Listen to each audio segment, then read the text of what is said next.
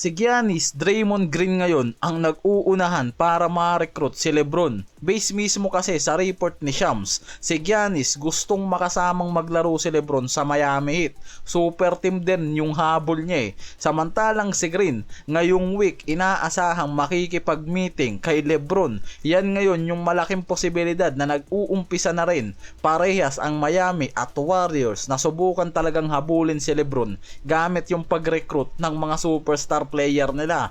Yung Cavaliers nag-umpisa na rin nung nakaraan pa eh.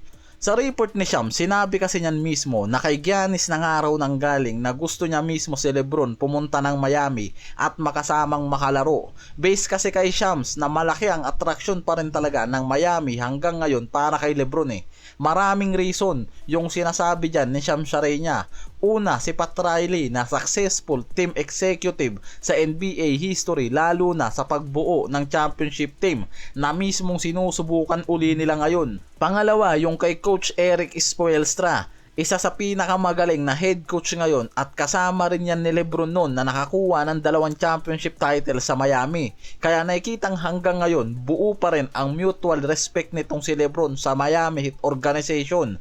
Hindi raw hadlang ang dating issue ni LeBron kay Pat Riley. Matagal na nga raw may usap-usapan na hindi naging maganda yung part ways nitong si LeBron sa Miami Heat noong 2014 nang bumalik siya sa Cleveland eh. Pero ngayon mismo, based kay Shams na, wala siyang nakikitang indication na mayroon pa ring natitirang tensyon sa pagitan ni LeBron at Pat Riley na pwedeng pumigil nga raw sa pagbabalik niya sa Miami Heat kung yan, pipiliin niya rin eh. Noon kasi talaga, nagkaroon ng mga rumors at mga usapan about sa issue nitong si Pat Riley kay LeBron nung umalis yan sa Miami. Kaya nga napurnada rin yung plano ni Pat Riley na makakuha ng third rings dahil sa pag-alis ni LeBron na hanggang ngayon, hindi na nila nakuha yan.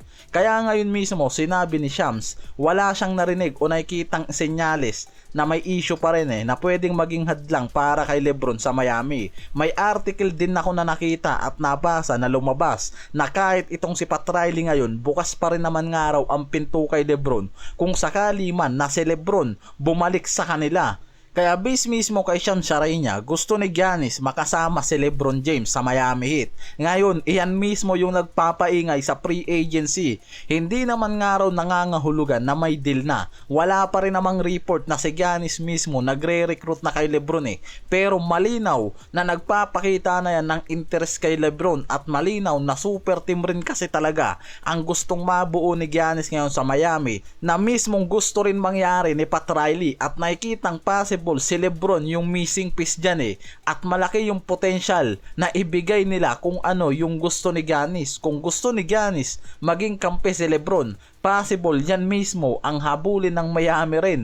Ngayon, bumabalik na naman ang Warriors eh. Nagiging sentro ulit sila ng usapan sa paghahabol ulit kay LeBron. Matapos ibalita rin mismo ni Shams Charania na magkasama si LeBron at Draymond Green ngayong week habang nagpapatuloy yung pre-agency. Hindi sinabi ni Shams kung saan sila nagkita pero kinumpirma niya mismo na magkasama yung dalawang to at malaki yung posibilidad na sinusubukan ngayon nitong si Green na i-recruit itong si LeBron pa Warriors lalo't isa yan sa nag-salary discount para makatulong rin sa Warriors para kumuha ng role player sa offseason.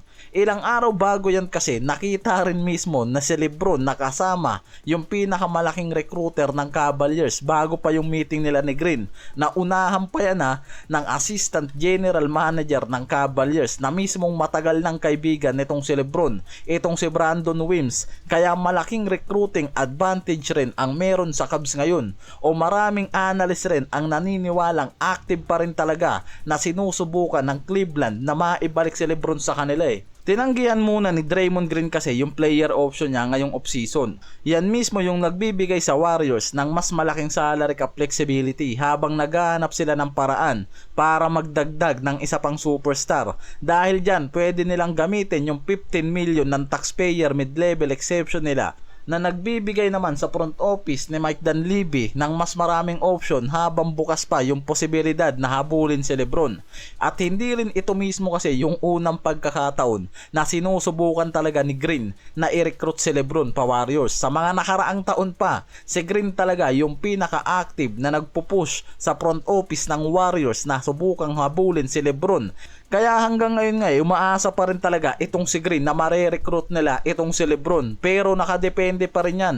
Lalo't Miami Heat at Cavaliers yung mga team na kalaban nila sa pag-recruit kay Lebron Napawang pare-parehas may emotional impact para kay Lebron at potential reunion.